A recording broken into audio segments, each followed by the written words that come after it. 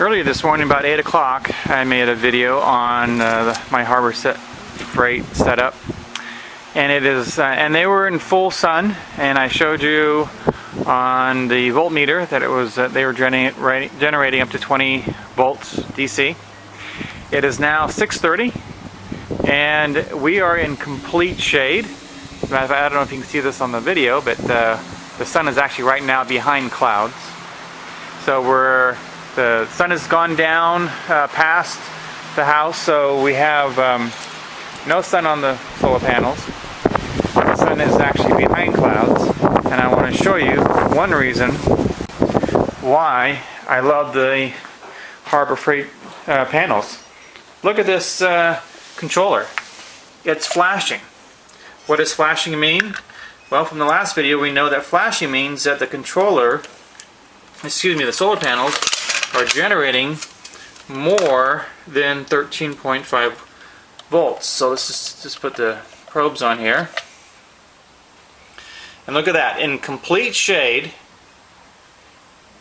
with the sun behind the clouds, we're generating up to 18.5 volts of electricity. Man, I love these Harbor Frieght panels. Yeah, they're made in China. Yeah, they come from Harbor Frieght, and a lot of people knock Harbor Frieght and China-made products. You know what? For the hobbyist, for the guy who's looking for power when there is no power available on the grid, not a guy looking to run his entire house off of solar power, the Harbor Frieght solar panels are a great deal. Now, I was looking at them, and then I had a friend who said that she had a coupon for Harbor Frieght panels for $136, $139. I still have the coupon in my office. And so I took the coupon, went down there, bought my 4 panels, and that was about a year ago, and finally got hooked up with Al on Eco New Power, and helped me out immensely on this. But if you're considering getting solar power and you're not looking to completely run your entire house, I highly recommend getting the Harbor Frieght panels. They're even if they're $160, $180. You know what? If there's nothing coming in to your meter because something's happened, and who knows what can happen. You know, people talk about EMP and solar flares and so forth. But if this meter here, this new smart meter that means that we're dumb enough to let them put that on here so they can change the rate, you know, by the minute during the day. But if your meter isn't spinning because you have no power, what are you going to do? What are you not going to be able to do? Well, you're not going to be able to run a refrigerator. So if you have anybody who's got penicillin or any other medications, you're not going to be able to refrigerate those. You're not going to be able to run any power tools. You're not going to be able to charge any batteries. You're not going to be able to do anything that of course you're going to need electricity for.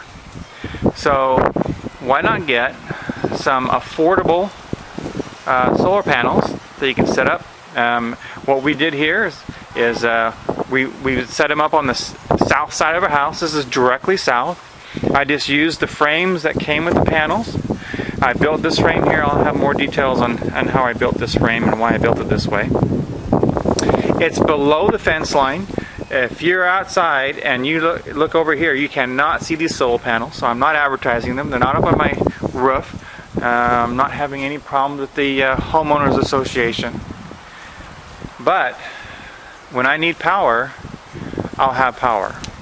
And I'll be able to run the fan in my bedroom. I'll be able to run my laptop. I'll be able to run a refrigerator.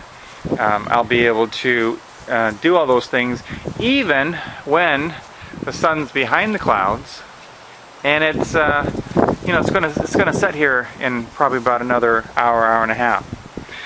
Because these particular solar panels, unlike the big expensive ones, they work in the shade. We've got our neighbor here, and you can see this is just a backyard. I am an urban prepper, okay? I don't live in the city, but I live in the suburbs. And, you know, this is everything we just done in our backyard. But my neighbors here have all these great big Texas pine trees that cast these wonderful large shadows across our garden. And you know what? These solar panels crank out power. So if one of those limbs came down and shattered a panel or two, I'm like Al mentioned on Eco New Power, I only lose a panel. I only lose 15 watts.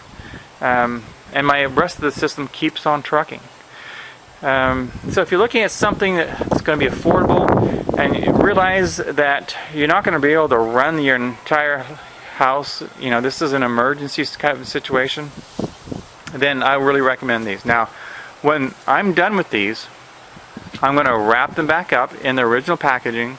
I'm going to put foil around them, some kind of a protection in case there is an EMP, because in the back of here, you know, the solar panels will be fine, but in the back of here, right up in here, there's a diode. I don't know if you can, right inside that, there's a diode right in here.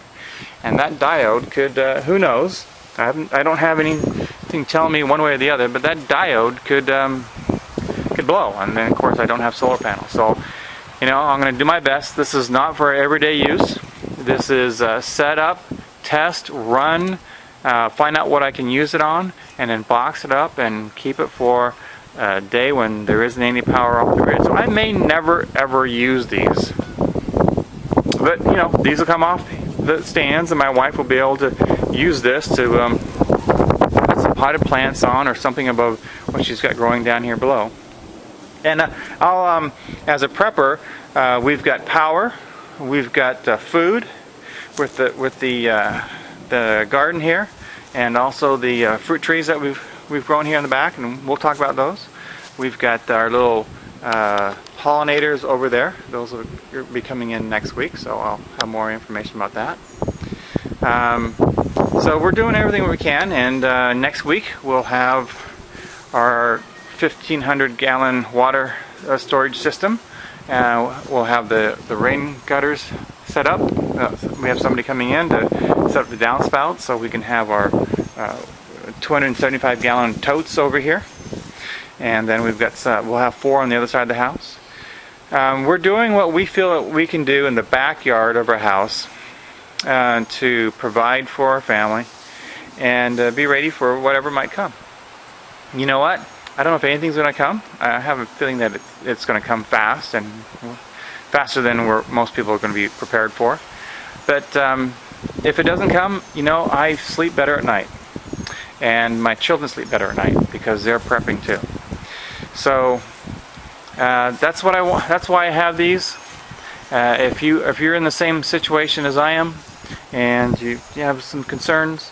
Now, I've been prepping for decades, literally. But I'm a lot smarter this year than I was a couple of years ago, thanks to all the help on YouTube and all the channels. Yankee Prepper, I appreciate him. He's really one that got me started in prepping. So you might consider these Harbor Freights. Look for the tags that, you know, the little coupons in the newspaper. That's where my friend got hers. And this is Sunday paper, and put up some of these. Now again, you'll need to consider how much power you need to generate. Here, if I can generate 180 watts at a time, and if I got 5 hours of full sun, I can generate 900 watts a day. So what can you do with 900 watts? And this is completely expandable, or you can get it, you know, just go with 15 watts. It just depends on what your needs are. Find out what your needs are, what you want to do, and then get appropriate size. But do something. And you'll sleep better at night. So that's all I have to say about the panels today. Again, I'll go into more details on all the components and so forth. But you might consider this, and hopefully my setup and the other things you find on YouTube will help you get yours figured out. Be safe. LDS Prepper out.